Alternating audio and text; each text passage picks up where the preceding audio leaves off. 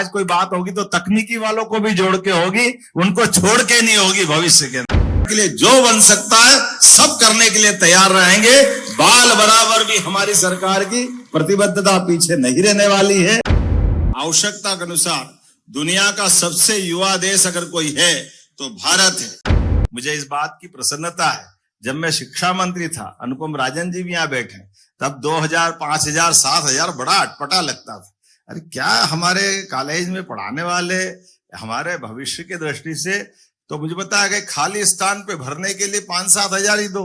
हमने कहा ये खाली स्थान भरने वाले नहीं है, इनके अब पढ़ाने से देश के कई स्थान संवरेंगे। ये वो पावन मंदिर के पुजारी हैं, उसका एहसास करो। इनकी भूमिका छोटी नहीं है, ये भविष्य के बहुत बड़े देश के बढ़ने के सपने देखने के लिए इनकी अपनी मेहनत को स्मरण करने की जरूरत है। इसलिए 2, 4, 5 हजार नहीं, हमको लगा कि 50 हजार भी दे तो कोई दिक्कत नहीं। उस समय शायद चालू करा था, ऐसे लगा था ना शायद पहली बार। मैं भूल अगर नहीं रहा हूं तो मुझे इस बात की प्रसन्नता है। बाद में और कई सारी चीजें जोड़ी गई, फिर बीच में तकनीकी वाले आए कि साहब हम तो छूट गए। हमने कहा नहीं, आप भी नहीं छूटोगे। तकनीकी वालों से कहा कि अगर आज कोई बात होगी तो तकनीकी वालों को भी जोड़ के होगी, उनको छोड़ के नहीं होगी भविष्य के अंदर। क्योंकि हमारे लिए तो सभी शिक्षा के मंदिर बराबर होना चाहिए, चाहे तकनीकी हो चाहे उच्च शिक्षा हो। और कितना अच्छा लगता है, मुझे इस बात की भी प्रसन्नता है, जब हमारी सरकार बनी और बनने के साथ मैं तो शिक्षा मंत्री होते होते आपके पास आया था।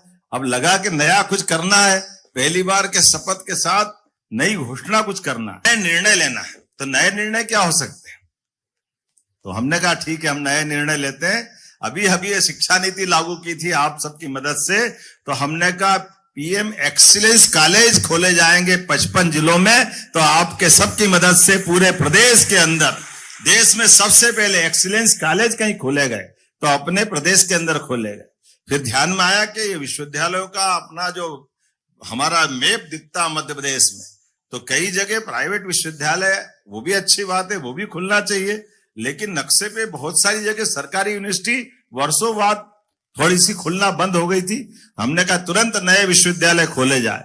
तो खरगोन, गुना और सागर 3 नए विश्वविद्यालय अपने सरकारी स्तर पे खोले। हमने बहुत सारे प्रकार से इनके बारे में सोचा है। अभी तक जितना किया है ये बात सही है। हमने सरकार ने 13 आकस्मिक और 3 ऐच्छिक अवकाश भी आपको देते हुए हमने अपनी बहनों को प्रसूति अवकाश भी सुनिश्चित किया था। एक ही वर्ष में निकट के स्थान पर स्थान परिवर्तन की सुविधा भी दी थी। और लोक सेवा में भी आपको 25% के पद आरक्षित करते हुए 10 वर्ष की भी छूट हमने दी थी। मुझे इस बात की प्रसन्नता भी है कि 2022 में 117, 2024 में 48 अतिथि विद्वान नियुक्त किए जा चुके हैं। लेकिन ये बात भी सही है कि फॉलन आउट में हमारे अतिथि विद्वान को 2 माह का अवसर पुनः दे करके उनको कार्य में जोड़ने का प्रयास किया। जब हम अपने आप मित्रों के बीच परिवार की तरह बैठे तो आप अपनी तरफ से समिति बनाते हुए कौन कौन से देश की आप समिति, हरियाणा का मॉडल हो तो हरियाणा का, जो लगाना हो आप समिति के माध्यम से लगाएं, सरकार आपके साथ रहेगी। तो मेरी अपनी ओर से माननीय मंत्री जी से मैंने कमिटमेंट ले लिया है। इनने कहा हमारा मॉडल सबसे अच्छा होगा, किसी राज्य ने किया उनकी अच्छाई भी लेंगे, लेकिन कुल मिलाकर के जिस कमिटमेंट के आधार पर हम बैठे, यह भरोसा हमारा आपका कायम रहेगा। ये इतना बात बोलते हुए एक बार मैं फिर आपकी ये इस मॉडल के आधार पर, लेकिन फिर दोहराना चाहूंगा, हमारी पवित्रता के साथ प्रतिबद्धता के बलबूते पर हमारे इस पूरे वर्ग के लिए, कल्याण के लिए जो बन सकता है सब करने के लिए तैयार रहेंगे।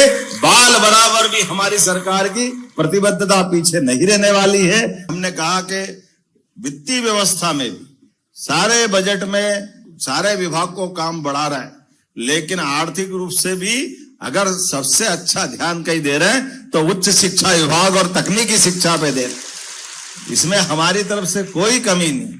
हमारे लिए ये बात सही है कि हमारे अपने यहाँ और बहुत काम करने की आवश्यकता है। तो स्कूल एजुकेशन में भी सांदीपनि विद्यालय, आपके यहाँ एक्सीलेंस कॉलेज और सभी प्रकार की व्यवस्थाओं के साथ, और मुझे इस बात की प्रसन्नता भी है, आप सबकी मेहनत के भरोसे से जब हम लोग शिक्षा मंत्री करके आए थे तब आपके यहाँ हमारा राष्ट्रीय सकल पंजीयक दर में 5-6 अंक का अंतर था।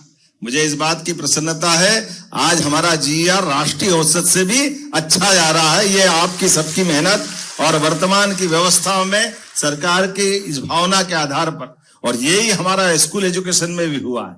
आज वहां पर भी ड्रॉप आउट 0 की तरफ हम बढ़े हैं। अपने स्कूल एजुकेशन में भी ये हमारी अपनी सरकार के काम करने का तरीका भी।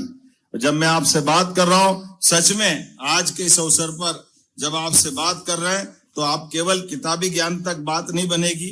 अब नवाचार, संवेदनाएं, नैतिक मूल्यों के आधार पर हमारे राज्य की अपनी शिक्षा व्यवस्था के भरोसे से देश भर में बहुत सारी संभावनाएं जिसपे हम ठोस तरीके से आगे बढ़ रहे हैं।